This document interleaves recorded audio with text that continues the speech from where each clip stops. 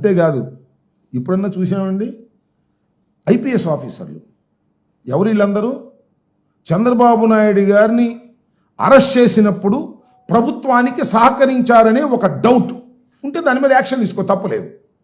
వేరే ఏదో బాంబే నటి పేరు మీద ఒక కేసును తోడి దానిలో 3 ఐపీఎస్ ఆఫీసర్ని సస్పెండ్ చేశారు. కొంతమంది ఐపీఎస్ ఆఫీసర్లని అరెస్ట్ చేశారు. వారికి పోస్టింగులు లేవు. సస్పెండ్ అయిన వాళ్ళు కాదు, సస్పెండ్ కాని వారికి కూడా ఇంతవరకు పోస్టింగ్లు ఇవ్వాల.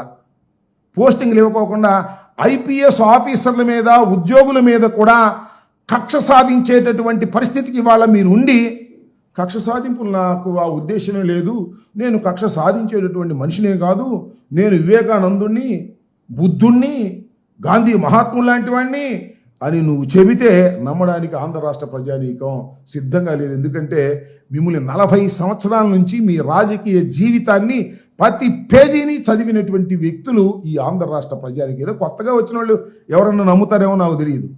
ఇలాంటి కక్ష సాధింపు చర్యలు చేస్తున్నారు. అంతేకాదు, నేను ఇంకోటి చెప్తున్నా, బాధతో చెప్తున్నా, సోషల్ మీడియా యాక్టివిస్టులు మీ మీద పోస్టులు పెట్టారని, మీ అబ్బాయి మీద పోస్టులు పెట్టారని, మీ పార్టీ మీద పోస్టులు పెట్టారని, ఎప్పుడు వైఎస్ఆర్ కాంగ్రెస్ పార్టీ అధికారంలో ఉన్నప్పుడు పెట్టారని ఇవాళ మీరు అధికారంలోకి వచ్చిన తర్వాత వాళ్ళని అరెస్ట్ చేస్తున్నారు.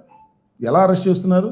అర్ధరాత్రి పూట వెళ్తారు పోలీసులు, తలుపులు పగలగొడతారు, వాళ్ళని పట్టుకుని తీసుకువెళ్తారు. కేసు ఎక్కడ పెడతారు? గుంటూరులో ఉన్నవాడికి కర్నూలులో పెడతాడు, కర్నూలులో ఉన్నవాడికి విశాఖపట్నంలో పెడతారు, విశాఖపట్నంలో ఉన్నవాడికి తిరుపతిలో కేసు పెడతారు, అక్కడ తీసుకెళ్లి కోర్టులో పంపించేస్తారు. ఒక కేసు కాదు, ఒకే పోస్ట్ మీద రిపీటెడ్గా 40, 30, 20 కేసులు పెడతారు. దీనిలో బెయిల్ రాగానే పీటీ వారెంట్ వేసి దానిలోకి తీసుకెళ్తారు, దానిలోకి బెయిల్ రాగానే ఇంకో చోట తీసుకెళ్తారు. నెల రోజులు, 30 రోజులు, 40 రోజులు, 50 రోజులు, 2 మాసాల వరకు కేవలం చిన్న సోషల్ మీడియా కేసులో నిర్బంధించి భయపెట్టాలి, కక్ష సాధించాలి అనే దృక్పథంతో మీరు ప్రయత్నం చేస్తూ ఇవాళ అంటారు కక్ష సాధింపు నా లక్ష్యం కాదు, నేను అలాంటి మనిషిని కాదు, నేను చాలా బుద్ధిమంతుణ్ణి, పరిపాలన దక్షుణ్ణి అని మీరు చెప్పుకోవడం, మీ పత్రికలు బాకాలు వాయించడం, అటు ఇటు. మీకు పత్రికల్లో ఒక పలుకుబడి ఉంది, మీకు మీడియా ఉంది, ఛానల్స్ ఉన్నారు, మీరేం చేసినా అద్భుతం, అమోఘం అని పొగిడేటటువంటి వారు ఉన్నారు. కాబట్టి మీరు పొగిడే కార్యక్రమాలు చేసుకుంటూ ఉన్నారు. మీ జీవితం అంతా కక్ష సాధింపులతోనే నడిచింది.